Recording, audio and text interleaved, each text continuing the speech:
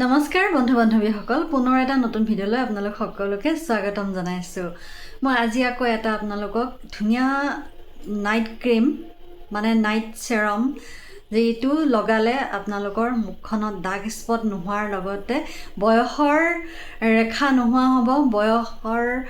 যেতিয়া আমাৰ বয়স বাঢ়ি আহে তেতিয়া আমাৰ কিছু অংশত ইমানেই বয়সৰ ৰেখা পৰিবলৈ ধৰে, এই অংশত ইয়াত এনেকৈ মানে মুখখনত বয়সৰ চাপ পৰিবলৈ ধৰে। সেই বয়সৰ চাপসমূহ নোহোৱা কৰিবলৈ ৰাতি কেনেকৈ মুখত এবিধ চেৰাম লগাব, একেবাৰে সহজ আৰু একেবাৰে কম দামতে হ'ব। আৰু ঘৰত সদায় পাকঘৰত সদায় ব্যৱহাৰ কৰি থকা যিবোৰ বস্তু তাৰেই মই দেখুৱাম, আপোনালোকে ব্যৱহাৰ কৰি চাব। এণ্টি এজিং নাইট ক্ৰীম সদায় আপোনালোকে ৰাতি লগাই শুব, মুখখন বহুত ধুনীয়া হৈ থাকিব। একদম বয়স হোৱা আৰু ওলমি পৰা স্কিন ধুনীয়া হৈ থাকিব, উজ্জ্বল হৈ থাকিব, সদায় কম বয়সীয়াৰ দৰে দেখা হৈ থাকিব, বহুত বছৰ বয়সলৈ ধুনীয়া হৈ থাকিব পাৰিব। আৰু এতিয়া মই দেখুৱাওঁ, আহকচোন বাৰু চাওঁ কি ব্যৱহাৰ কৰিম। এটা লৈছোঁ মিডিয়াম চাইজৰ আলু, ধুনীয়াকৈ ধুই লৈছোঁ। আলু নেচাৰেল ব্লিচিং হয়, ব্লিচিঙৰ কাম কৰে আলু। আৰু ধুনীয়াকৈ বাকলিৰে সৈতে আলুটো মই ধুই আনিছোঁ। এতিয়া মই এখন ৰুকনিৰে সহায়েৰে ধুনীয়াকৈ ৰুকি উলিয়াই ল'ম। ইয়াৰ পৰা ৰসখিনি উলিয়াই ল'ম আৰু কেনেকৈ কি কৰিম আপোনালোকক দেখুৱাই আছোঁ, চাই থাকিব। আলুৱে আমাৰ মুখৰ 20 বছৰীয়া পুৰণি দাগো নোহোৱা কৰে। আমি যদি সদায় আলু ৰস মুখত লগাওঁ, দিনটোত 2-3বাৰকৈ লগাব পাৰি, একো ক্ষতি নহয়। লগাই থাকিব, বহুত ধুনীয়া ৰিজাল্ট পাব। মুখত সকলো সমস্যাই মুখখনত নোহোৱা কৰিব, ডাৰ্ক স্পট নোহোৱা কৰিব, একদম ডাঠ দাগ পৰিলেও নোহোৱা কৰিব, একনি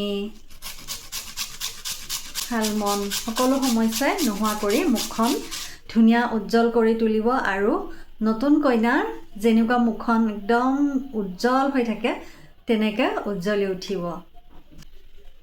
মই অলপখিনি ৰুকি লৈছোঁ।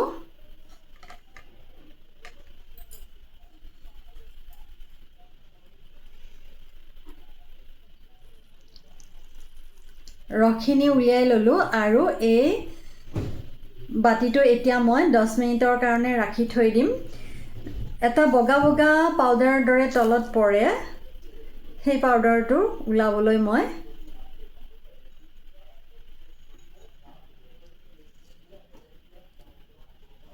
দহ মিনিট সময় লৰচৰ নকৰাকৈ ৰাখি থৈ দিম।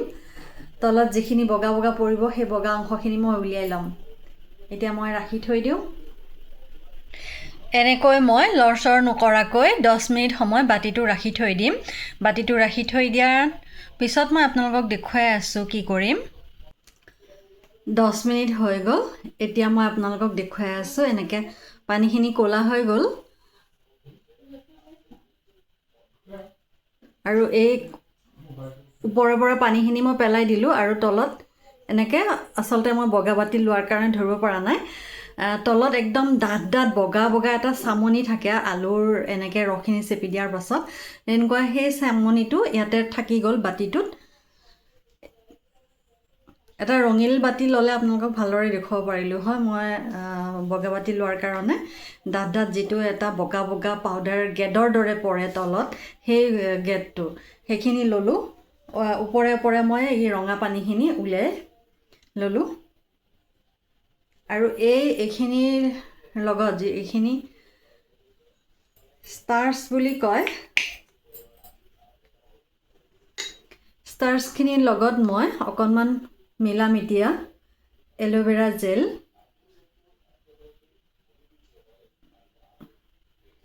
সমান পৰিমাণেৰে লৈছোঁ। ইয়াতে মই পাকঘৰত ব্যৱহাৰ কৰা হালধি পাউডাৰ একেবাৰে অকণমান লৈছোঁ, ইয়াতে মিক্স দিছোঁ। আৰু 2-3 টোপালমান নাৰিকলৰ তেল দিম ইয়াতে মই।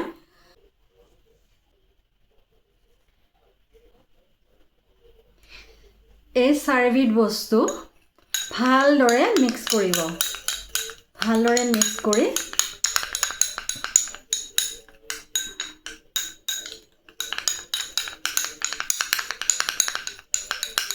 এইটো এটা হৈ গ'ল anti ageing serum night serum সদায় ৰাতি শোৱাৰ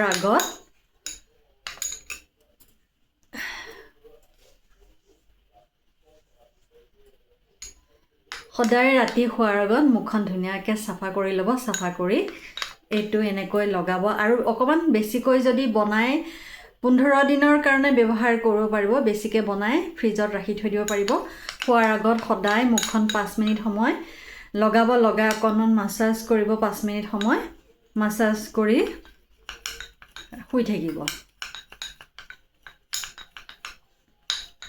সদায় কৰিবলৈ এলাহ আমনিও লাগিব পাৰে সেইবাবে 15 দিন বা 2 সপ্তাহৰ কাৰণে বনাই ৰাখি থৈ দিব ফ্ৰিজত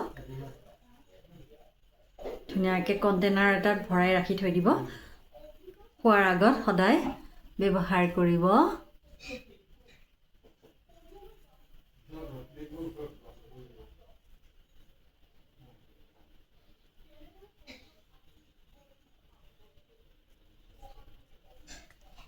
গোটেই মুখখনতে মই লগাই দিলোঁ মই কমকৈ উলিয়াইছিলোঁ সেইবাবে মই গোটেইখন মুখতে এদিনতে লগালোঁ এনেকৈ ধুনীয়াকৈ লাহে লাহে গোটেইখন মুখতে 5 মিনিট সময় মাছাজ কৰিব মাছাজ কৰি শুই থাকিব ৰাতি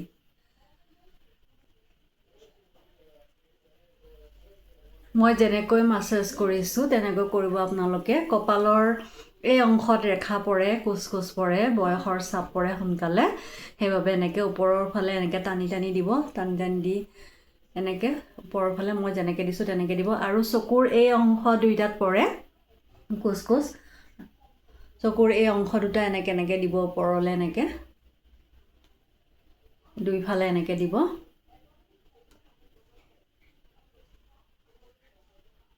এইখিনি এনেকৈ দিব এইখিনি এনেকৈ দিব এইখিনি এনেকৈ দিব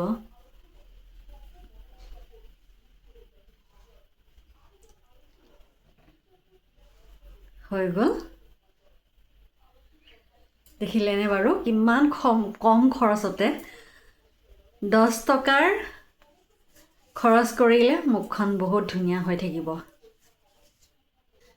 ভিডিঅ'টো আজিলৈ ইমানতে শেষ কৰিলোঁ ভাল পালে লাইক কৰিব আৰু ছাবস্ক্ৰাইব কৰিব ধন্যবাদ